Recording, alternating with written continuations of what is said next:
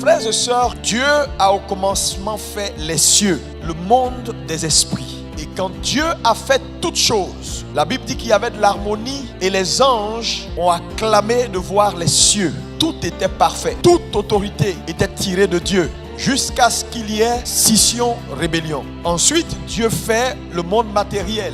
Et opérant dans ce monde naturel, dans ce monde physique, notre survie dépend de notre capacité à maîtriser les choses spirituelles. Quand Dieu donc a fait le monde matériel, Dieu a fait l'homme, il a fait les animaux, il a fait les plantes, il a fait tout ce qui est minéral, il a tout créé. Et parlant spécifiquement de l'homme, quand on observe l'homme en tant qu'humain, quand le ciel ou le monde invisible regarde à l'humain, on peut catégoriser l'homme en 3 catégories. Numéro 1, l'homme animal. Qui est l'homme animal? L'homme animal, c'est toute personne née d'une femme qui n'a jamais rencontré Jésus. Deuxième catégorie d'hommes, c'est ceux qu'on appelle les hommes charnels. Qui est l'homme charnel? C'est l'homme qui a fait la paix avec Dieu, mais qui demeure charnel dans le sens où il est certes devenu chrétien, mais n'a aucune compréhension et connaissance des choses spirituelles. Et il y a la dernière catégorie, l'homme spirituel, qui a grandi jusqu'à un certain niveau et qui a la maîtrise des choses spirituelles. Le problème, c'est que la plupart des chrétiens sont dans la deuxième catégorie. Mais gare à toi si tu es dans la première catégorie. Parce que si tu es dans la première catégorie, tu fais partie de ce qu'on appelle les esprits de toute chair, l'homme animal, le bétail, ceux qu'on utilise quand on veut pour la rançon. Et la deuxième catégorie qui est l'homme charnel, qui certes a accepté Jésus, mais qui n'a pas pris le temps de grandir et avoir la maîtrise des choses spirituelles. Il demeure aussi un esclave. Galates 3 nous le dit. Tant que l'héritier demeure enfant, il ne diffère en rien d'un esclave. Si tu as quitté la catégorie de ceux qu'on appelle l'homme animal, les esprits de toute chair, ceux dont l'esprit est mort, séparé de Dieu, et que tu es arrivé à Jésus-Christ, tu ne peux pas te contenter d'être un homme charnel ou un chrétien charnel, parce que ton sort risque d'être le sort de ceux qui périssent. Tu dois devenir un homme spirituel, parce que le monde spirituel étant à l'origine du monde naturel, établit de fait ce qu'on appelle la prédominance du spirituel sur le naturel. Donc c'est essentiel pour vous de grandir et d'arriver à un certain niveau où la réalité des choses spirituelles devient palpable. Ce n'est plus une vue de l'esprit, parce que trop de chrétiens dans nos églises sont charnels.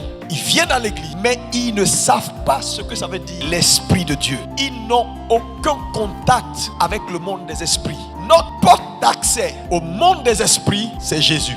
Il dit, je suis la porte. Je suis la porte. Dans le monde, ils ont d'autres voies, mais nous, la porte, c'est Jésus. C'est pourquoi c'est la seule personne capable de nous introduire dans les choses spirituelles et de nous donner une expérience spirituelle. En dehors de Jésus, toute autre voie d'accès au monde des esprits te conduira directement vers les ténèbres. Voilà pourquoi accepter Jésus, expérimenter Jésus, vivre Jésus n'est pas négociable. Quand je vois les chrétiens s'amuser avec Jésus qui est la porte, il dit, je suis le chemin, la vérité et la vie. Le chemin qui fait entrer. Pourquoi? Parce qu'il est le seul qui nous a restaurés dans notre dimension spirituelle. Il est le seul qui a restauré notre dimension que Adam a perdue. Voilà pourquoi il est la porte. Une porte unique. Cette porte, elle est exclusive. Il dit, je suis le. On n'a pas dit un chemin, le. Ça dit, le exclut tout autre chemin.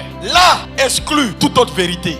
La vie, Zoé. Ça veut dire, en dehors de Jésus, toute transaction et interaction avec le monde spirituel t'apportera la mort. C'est par Jésus et en lui seul que notre interaction avec le monde spirituel nous donne la vie. Le problème, c'est que les gens donnent leur vie à Jésus, mais ne prennent jamais le temps d'explorer tout ce que Jésus a à leur présenter. 1 Pierre 3, verset 4. L'homme intérieur, la parure intérieure est cachée dans le cœur. La pureté incorruptible d'un esprit doux et paisible qui est d'un grand prix devant Dieu. Ça veut dire que tu dois donner la place. Tu dois donner à ton esprit désormais la place qui lui revient afin que cet esprit-là, qui est désormais formé, créé à l'image et à la ressemblance de Dieu, prenne sa place. Le vrai toi. Qu'est-ce que c'est qu'un homme spirituel? Numéro 1, un homme spirituel, c'est celui qui est né de Dieu. Mais non pas seulement né de Dieu, celui dont l'esprit né a grandi jusqu'à un certain niveau et qui a la possibilité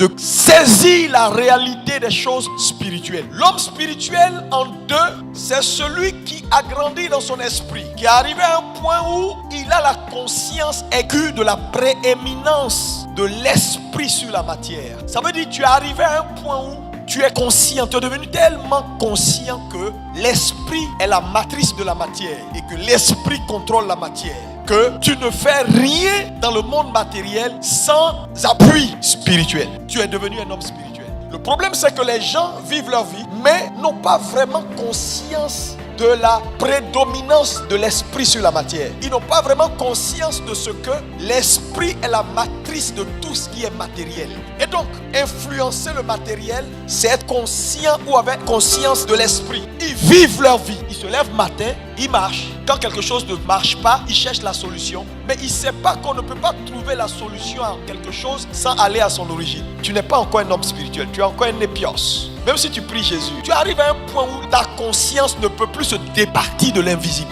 C'est-à-dire, il devient impossible pour toi de faire quelque chose sans d'abord shifter dans l'invisible. C'est pas possible. Tu es trop conscient que tout est influencé par l'invisible. En troisième point, c'est celui dont l'esprit a grandi jusqu'à un certain niveau et dont l'esprit désormais a la capacité de le conduire. Ça veut dire il n'est plus conduit de l'extérieur, il est conduit de l'intérieur. Son esprit peut influencer son âme et son corps. Il n'y a plus de bataille parce que l'âme, l'esprit et le corps sont perpétuellement dans un conflit d'affirmation. Et à un moment donné, quand tu deviens un homme spirituel, ça veut dire tu as pris le temps de bâtir ton esprit jusqu'à un certain niveau où il n'y a plus de combat. Ton esprit devient celui qui décide. Mais s'il y a encore des combats perpétuels, ton corps veut aller ici, et puis tu es là, tu dis, j'ai envie de prier, mais j'ai sommeil. Et puis ton corps prend le dessus. Madame, tu es encore Chanel. L'homme spirituel, c'est celui qui a grandi jusqu'à un certain niveau, dont l'esprit a la maîtrise du corps, dont l'esprit désormais a la capacité donc de maîtriser les choses spirituelles de telle sorte qu'il n'y a pas un événement qui se produit sans qu'il ne soit alerté. Pourquoi?